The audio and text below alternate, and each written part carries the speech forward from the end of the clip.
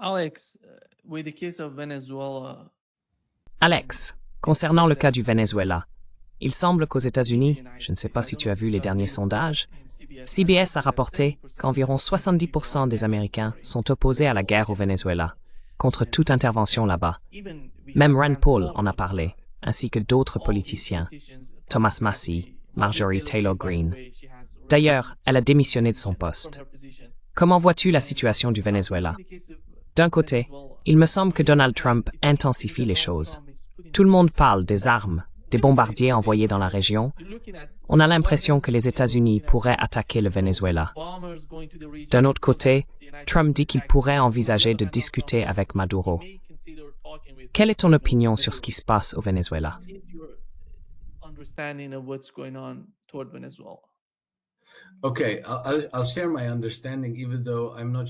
D'accord, je vais partager ma compréhension, même si je ne suis pas sûr d'avoir raison à ce sujet.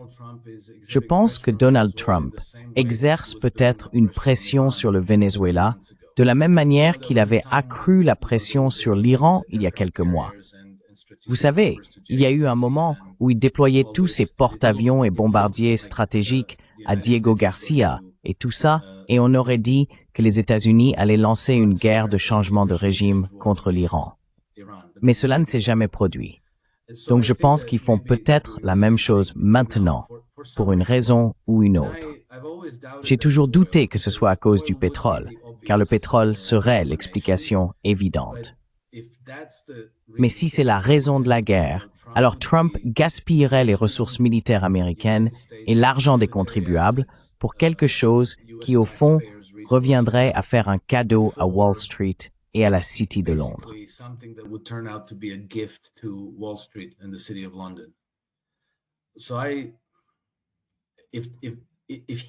Donc, s'il finit par faire cela, je devrais revoir ma position sur Donald Trump.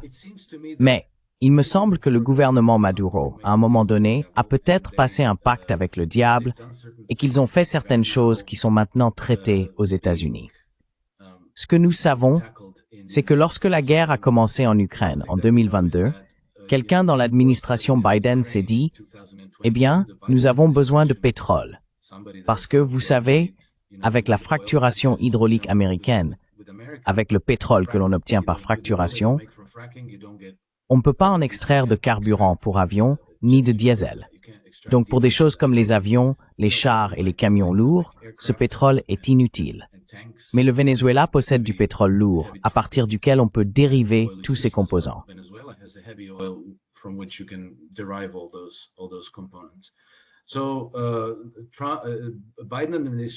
Ainsi, l'administration Biden a envoyé une délégation à Caracas et ils ont conclu un accord.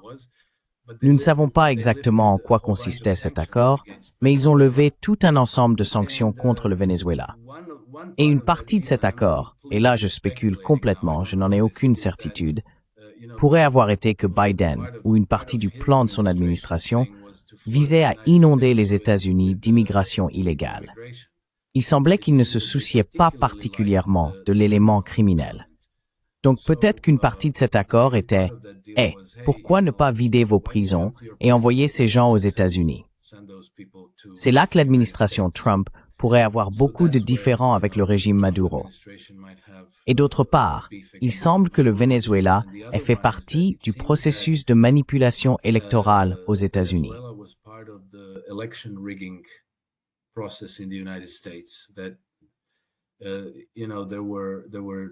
Il y avait des serveurs et des équipes de développeurs basés au Venezuela, ainsi qu'en Serbie, entre autres, qui auraient apparemment joué un rôle important dans la manipulation des élections américaines. Des opérations assez sophistiquées pour s'assurer que le candidat souhaité l'emporte. Et je pense que ce n'est encore qu'une supposition. Peut-être que la raison pour laquelle Trump exerce toute cette pression sur le régime de Maduro est de le forcer à coopérer, parce que cela pourrait donner lieu à une autre grande enquête qui pourrait être extrêmement dommageable pour le Parti démocrate, ses adversaires politiques. Et donc peut-être que Maduro, pour éviter la guerre ou pour ne pas subir le même sort que Muammar Kadhafi, devra livrer ce qu'on lui demande. Et s'il le fait, eh bien, Cela pourrait être quelque chose d'aussi important que les enquêtes anticorruption en cours concernant l'Ukraine. Anti-corruption investigations going on with respect to Ukraine. Je pense que le seul point qui relie le Venezuela à l'Ukraine et à la situation au Moyen-Orient avec Israël et l'Iran, c'est Marco Rubio.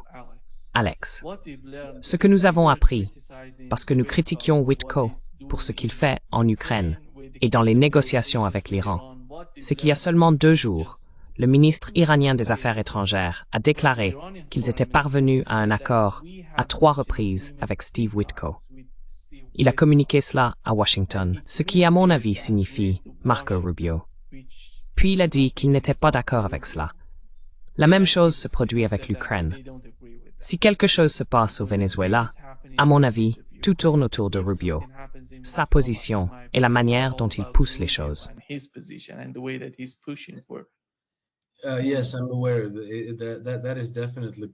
Oui, je suis au courant. Cela fait clairement partie de l'équation. Mais, tu sais, c'est une querelle interne au sein de l'administration Trump. Et du moins sur le sujet de cet accord de paix en 28 points avec l'Ukraine, il me semble que Marco Rubio a été ramené à l'ordre. Je pense que Rubio et Kellogg pourraient représenter le camp perdant dans toute cette affaire. Parce que, tu sais, Kellogg est dehors. Il me semble même que l'affaire Epstein fait aussi partie de l'équation. Il est difficile de relier les points avec certitude pour désigner quelque chose de précis, mais on voit qu'un des seigneurs obscurs de la City de Londres est tombé, Lord Mandelson.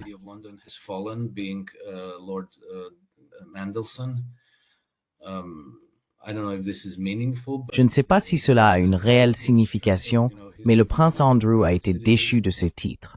Il est en gros redevenu un simple citoyen. Il se passe beaucoup de choses. Et je pense qu'une grande partie se déroule en coulisses. Des choses qui ne sont pas mentionnées dans les communiqués de presse ou les conférences médiatiques, des actions menées, tu sais, à la manière des gangsters. Et bien sûr, il y aura toujours des 5e colonnes dans n'importe quel gouvernement, et Marco Rubio et Kellogg pourraient bien être ces 5e colonnes. Mais pour moi, en ce moment, comprendre la situation au Venezuela est très compliqué, car je ne crois pas du tout à la dimension liée à la drogue.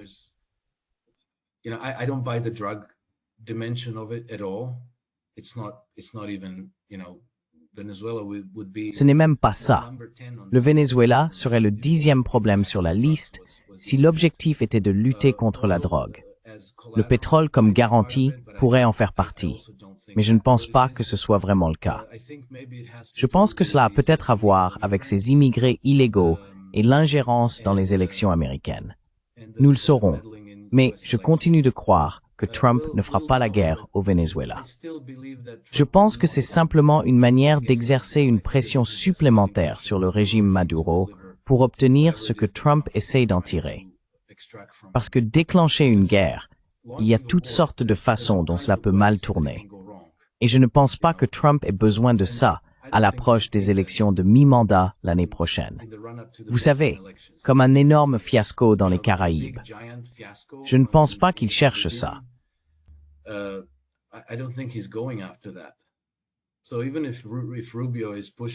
Donc, même si Rubio pousse pour un changement de régime au Venezuela, puis un changement de régime à Cuba, et ainsi de suite, je doute fort que Trump appuie sur la gâchette à ce sujet, car je pense qu'il y a trop d'inconvénients pour lui et pratiquement aucun avantage. Quel serait l'avantage? L'avantage, c'est la garantie pour Wall Street. Ça ne va pas arrêter le trafic de drogue, parce que, vous savez, peut-être qu'un peu de cocaïne vient du Venezuela, mais pas de fentanyl. Si vous vouliez vous attaquer au fentanyl, il faudrait vous attaquer à la cocaïne. Il faudrait aller au Canada, il faudrait aller au Mexique, il faudrait s'en prendre aux banques qui blanchissent l'argent. Cela devrait être votre priorité numéro 1 dans cette démarche, mais ils ne le font pas. Donc c'est autre chose. Je pense que le temps nous le dira. Nous en saurons plus avec le temps. Mais la bonne nouvelle, c'est que beaucoup de gens font un excellent travail d'enquête. Donc le tableau finira par se dessiner.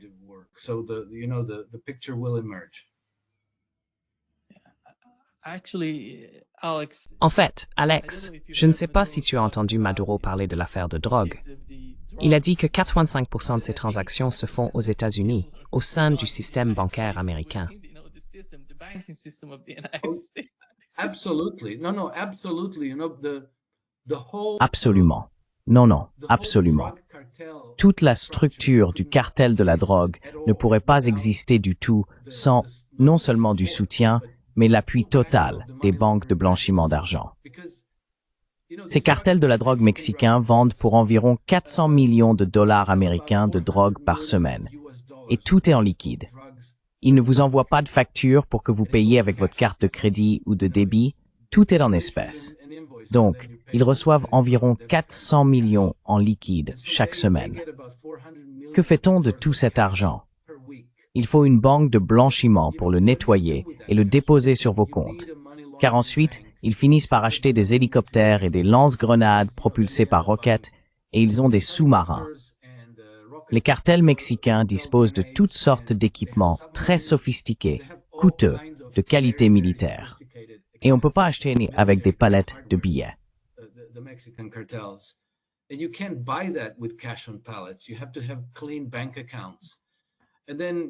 Il faut avoir des comptes bancaires propres.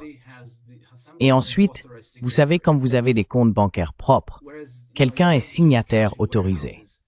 Alors que si vous avez simplement de l'argent liquide entreposé dans des entrepôts, n'importe quel type chargé de surveiller cet argent peut dire « Hey, pourquoi ne pas prendre cet argent? Pourquoi devons-nous le garder pour le patron ?» On peut créer notre propre cartel et s'emparer de cet argent. Cela deviendrait donc un aimant non seulement pour les membres de bas niveau du cartel, mais aussi pour les forces de l'ordre ou l'armée. Ils voudraient y avoir accès. Si l'argent est à la banque, on ne peut pas y toucher. Seul El Chapo Guzman a la signature sur le compte, ainsi que son directeur financier. Ce sont les seules personnes qui peuvent manipuler cet argent. De cette manière, la banque consacre pratiquement la direction et la hiérarchie du cartel.